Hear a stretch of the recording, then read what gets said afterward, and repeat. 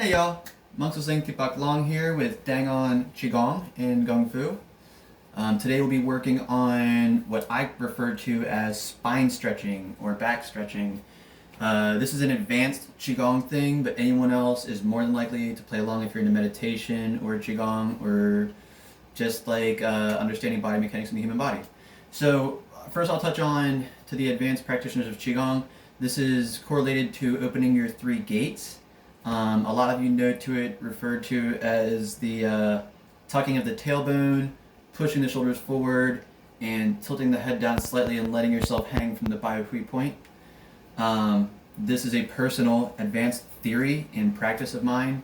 I believe it helps to open up the three gates more functionally as a single unit once you get to that point in your training.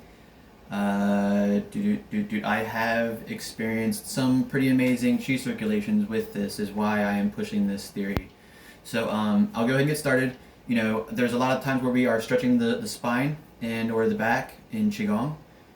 They don't really discuss it like that. They talk about tucking the tailbone is a practice for stretching your spine. Tilting your head forward and hanging from the Bajiquan point is stretching the top of the spine.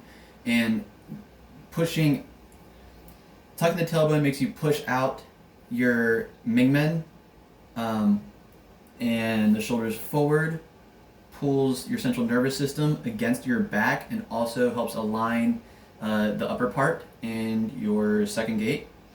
And then tilting the head forward is stretching the spine upwards and opening that third gate. I forgot the exact name. I am kind of like stupid, smart, smart, stupid, whatever. So so we're going to stretch the spine. I am going to take my shirt off for this because you guys need to see how I stretch my spine. This is an advanced video, so I do not feel any certain way about taking my shirt off for a video. Alright, and I'm going to do it from two sides. You'll see I'm going to do the best that I can. Once again, this is an advanced, very advanced Qigong technique. If you haven't tucked your tailbone or tilted your head forward or your shoulders forward enough, you may not be able to do it because, you're going to stand still and just stretch your spine down. And more specifically, we're going to do this in the Gangli healing stance. Because there's nothing wrong with pushing your hips forward, but I have learned more recently that you want your hips in what's called a neutral state. It's a yogic statement, but it got carried over by a coach that I met in China, Coach Locke, shout out, thank you for helping and teaching. And this is also from the Qigong group that he is part of that helped me with this. It's actually a Qigong, Wing Chun, Taijiquan group, so I'll do a section of my shout outs in the description. Alright, so I'm going to put my shirt off to do this. Like I said, I'll do my best. This is very difficult to do properly on cue, but I do this hundreds of times a day, so that shouldn't be too difficult for me. Alright, so here we go.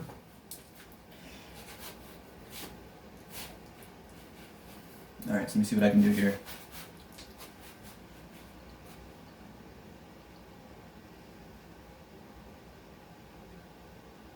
And my hips are completely neutral right now. I am not tucking my hips forward.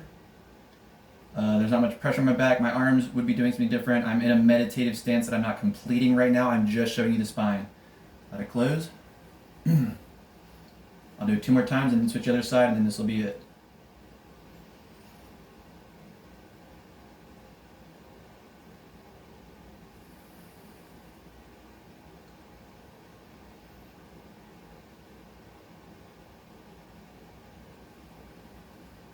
Okay, switch.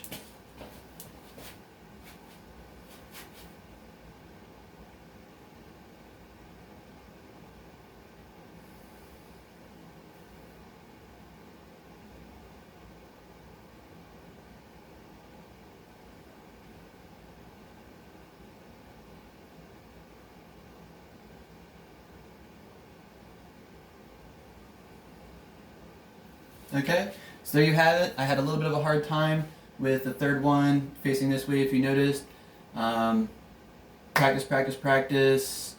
You know, like I said, the tucking of the tailbone and tucking of the head, the rolling of the shoulders is all just, getting you to practice stretching your spine. And once again, we all know this is all bonding to the central nervous system. So when you're doing your stretching, when you're pushing your arms forward, also keep in mind that your central nervous system spiders across your back like the tree of life. So when you're rolling your shoulders forward, you're almost like activating that spidering tree of life. So you want to stretch the spine while activating your tree of life that is the central nervous system. All right, so I'm going to keep it there to try to keep it a little short. Peace and blessings. Thanks for stopping by. Leave any comments or questions in this section. I will be sending this to a doctor to verify, and some coaches and masters, and I will take their criticisms more heavily. If you have one, I will discuss it with you. But once again, this is an advanced Qigong theory, and yeah, just enjoy the practice. It's very relaxing. It's very comfortable. You'll feel all kinds of heat sensations in your meditations if you're stretching your spine, because when you're tucking your tailbone, you're going to be I don't want to say you're locking a meridian or locking energy, but you are any amount of flexion. That's why we regularly breathe in the still meditations, because any amount of flexion, any amount of stress is going to localize the chi there, and you want it to flow smooth like water, like air. Yeah.